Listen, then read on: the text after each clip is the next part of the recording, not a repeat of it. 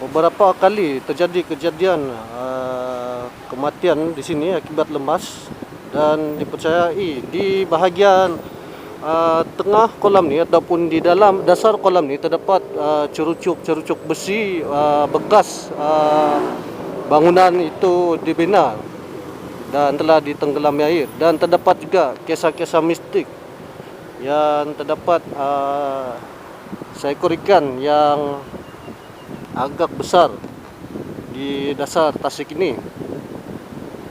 Dan ada juga yang mengatakan mengambil air di tempat ni untuk dijadikan ubat. Dan terdapat juga satu cerita ya, di mana ada seseorang telah menyelam ke dalam tasik ini dan telah melihat terdapat satu patung, yang dimana patung ni asalnya berada di sekolah, di tapak sekolah SMK Konvent ni. Patung yang dikenali sebagai Virgin Mary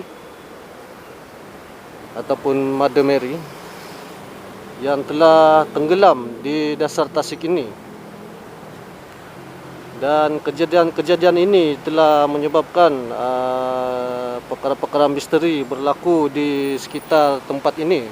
Sama ada betul atau tidak, wallahualam, saya hanya mendapat maklumat daripada sumber-sumber internet dan bertanya kepada mereka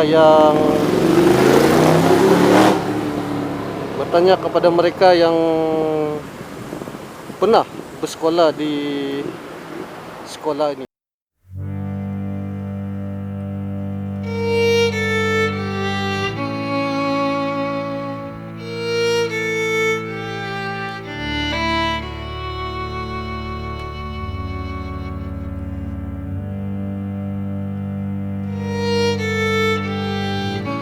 Seperti yang boleh kita lihat, terdapat cerucuk besi berada di bahagian tepi tasik ni, dan mungkin juga terdapat lebih banyak di bahagian dalam ataupun di dasar tasik ini.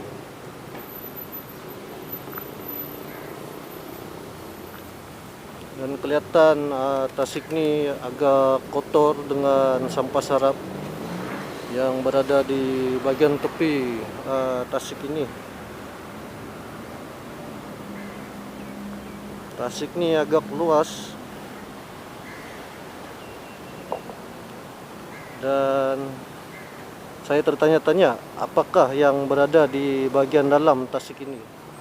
Dan di bahagian seberang tasik ni terdapat satu dataran telah dibina untuk penduduk setempat beriadah,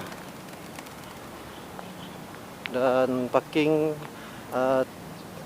di sekeliling kawasan tasik ni juga telah dijadikan parking bagi sebuah hotel yang bertanggungjawab untuk menjaga kawasan parking ni.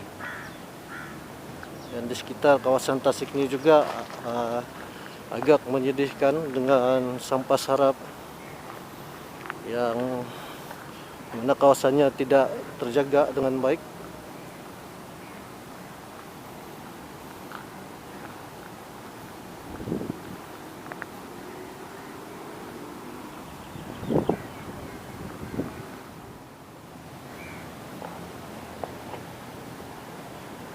Air di tasik ni juga kelihatan agak jernih, dan saya boleh melihat terdapat cerucuk besi di bahagian bawah dan terdapat juga ikan.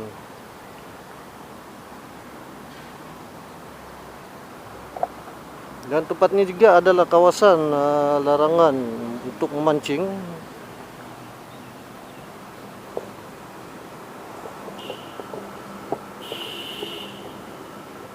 Terdapat banyak ikan di dalam.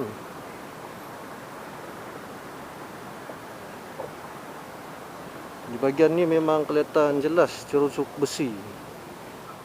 Dan itulah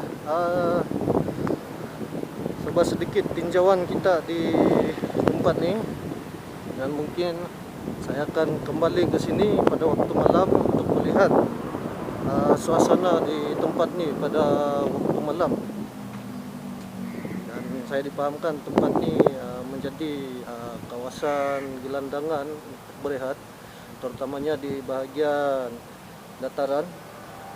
Dan sebentar tadi juga saya telah melihat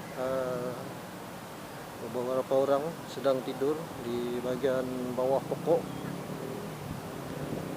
Dan tempat ni sebenarnya agak menarik untuk kita kupas sejarah-sejarah di kawasan ni, terutamanya bekas sekolah yang berada di sini, dan saya akan kongsikan bersama anda semua.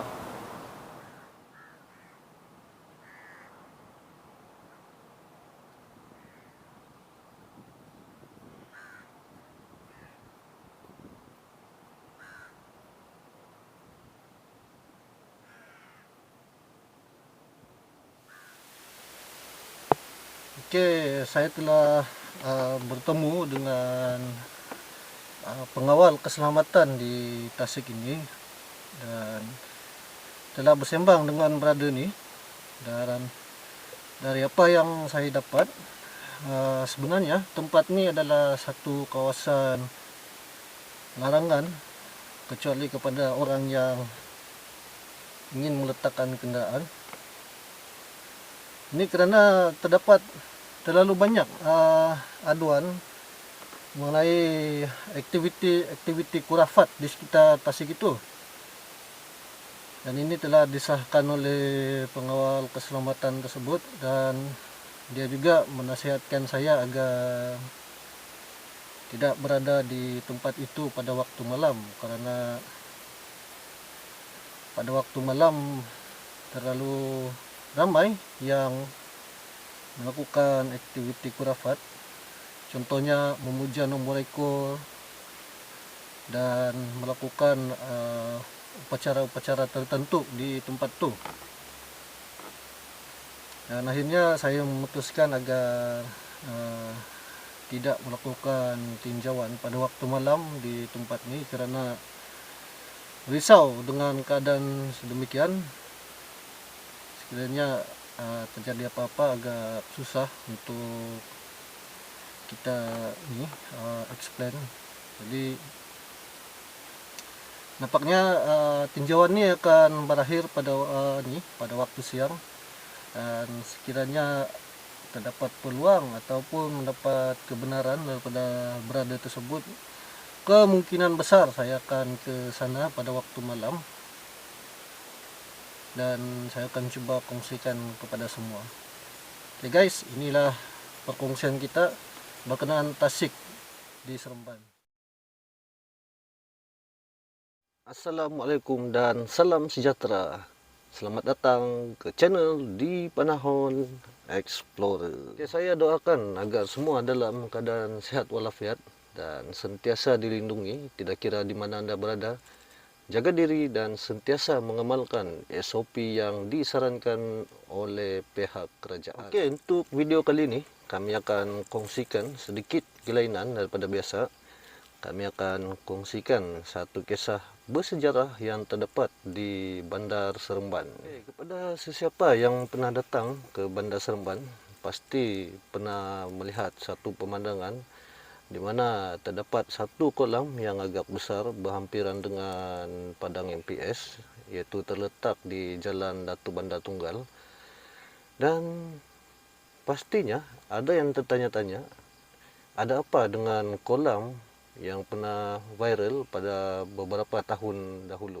Okey, saya akan kongsikan secara ringkas sedikit sebanyak kisah tempat ini. Dan terlebih dahulu, saya ingin jelaskan video ini tidak bertujuan untuk menyokong atau menyebelahi mana-mana pihak. Anggaplah apa yang saya kongsikan selepas ini adalah satu info bersejarah yang patut diketahui ramai.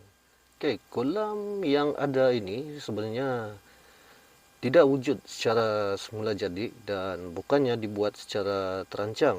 Kolam yang kita lihat sekarang ini sebenarnya adalah bekas tapak sebuah sekolah yang dikenali sebagai sekolah menengah konven.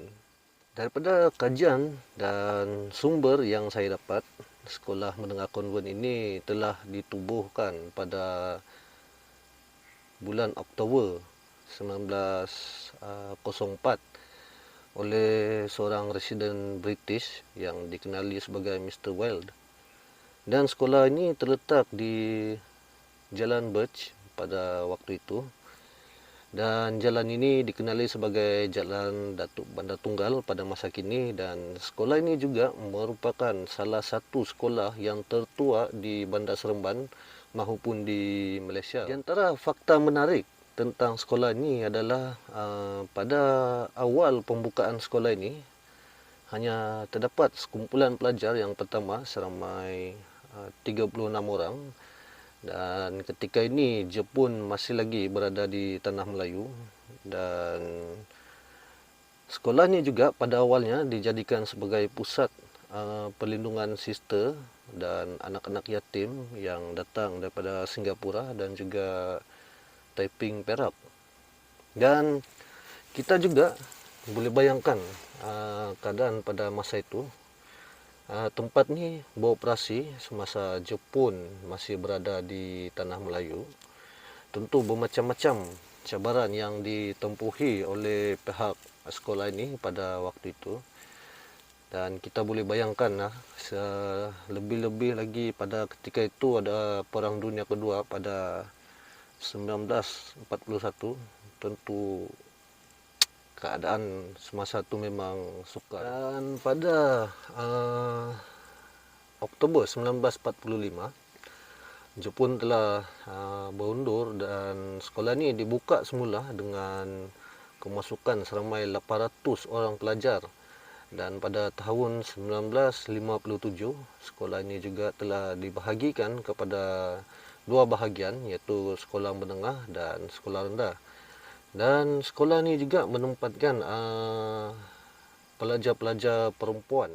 Di antara fakta yang menarik berkenaan sekolah ini adalah sekolah ini pernah menyimpan artifak dan buku-buku lama dalam pelbagai bidang yang telah diterbitkan pada sekitar tahun 1930 hingga 1950, dan ini saya anggap adalah sesuatu yang amat berharga kerana terdapat nilai-nilai sejarah di sekolah ini. Itu adalah serba sedikit fakta berkenaan sekolah ini. Memang terdapat banyak lagi maklumat yang menarik berkenaan sekolah ini sebenarnya.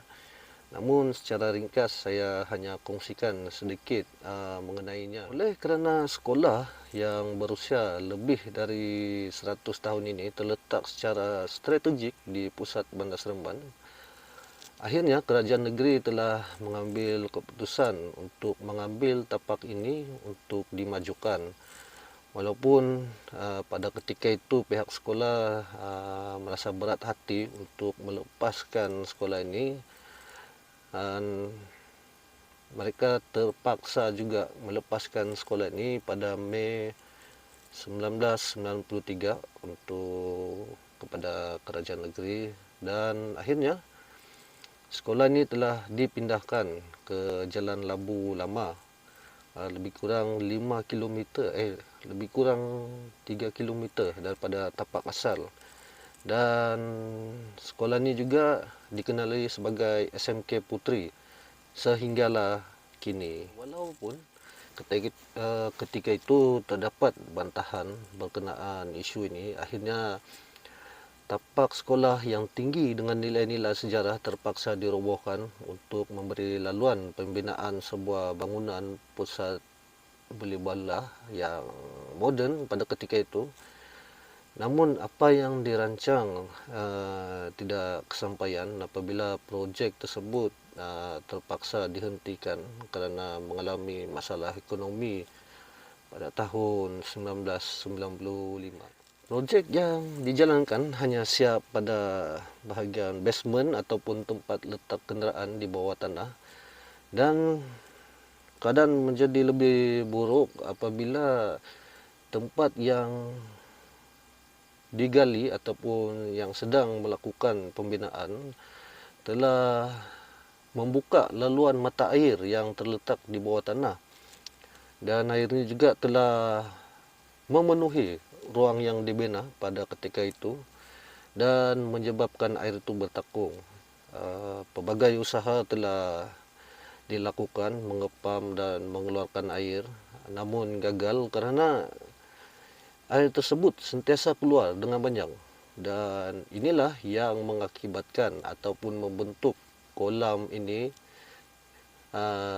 hingga sekarang. Sehingga kini kita masih boleh melihat cerucuk besi yang ada di bahagian tepi kolam ni dan juga dasar dia. Dan ini adalah kisah sebenar yang berlaku dan punca terjadinya kolam ini. Sejak kejadian itu terdapat pelbagai kisah misteri yang telah timbul. Ada yang mengatakan tempat ini telah disumpah kerana pihak yang merobohkan bangunan sekolah ini tidak memindahkan sebuah patung besar yang berada di sekolah ini pada suatu ketika dahulu, di mana patung ini dikenali sebagai Mother Mary dan juga dikatakan musnah semasa proses merobohkan bangunan. Dan tidak kurang juga yang mengatakan patung tersebut berada di dasar tasik ataupun kolam ini. Dan ini juga dikatakan penyebab ataupun terjadinya satu sumpahan dan menyebabkan projek ini menghadapi masalah sepanjang pembinaan. Okey, sedikit makluman yang ingin saya katakan. Sebenarnya patung Mother Mary tersebut masih ada dan selamat, dan ianya telah diletakkan di sebuah gereja di Bandar Seremban, iaitu di Jalan Jam Tuan, di gereja ataupun dikenali sebagai Church of Visitation. Dan terdapat juga pelbagai kisah misteri yang dikaitkan dengan kolam ini, dan pernah juga tersebar luas cerita dan pernah viral suatu ketika dahulu di mana air kolam ini boleh menyembuhkan pelbagai penyakit. Dan fakta ini tidak dapat disahkan kebenarannya kerana tidak terdapat bukti yang kukuh. Namun masih juga terdapat individu yang datang dari segenap negeri untuk mengambil air tersebut, sehingga kan ada yang melakukan pemujaan tertentu di kawasan kolam ni, termasuklah pemujaan nombor ekor.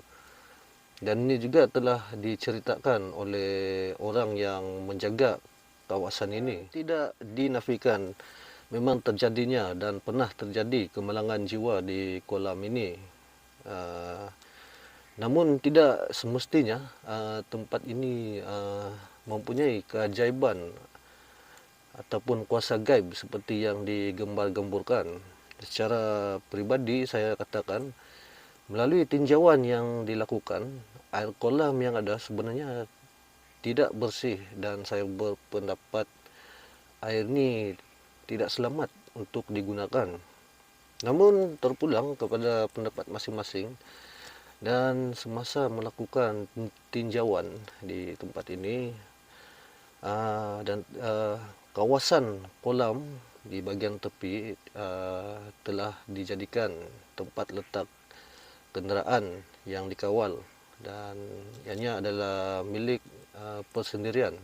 Pengawal yang berada di tempat itu juga telah memaklumkan bahawa tempat ini juga merupakan kawasan larangan memancing, walaupun terdapat banyak dan terdapat pelbagai jenis spesies ikan di dalam, dan ikan-ikan ini telah dilepaskan di kolam ini untuk menghalang pembiakan nyamuk.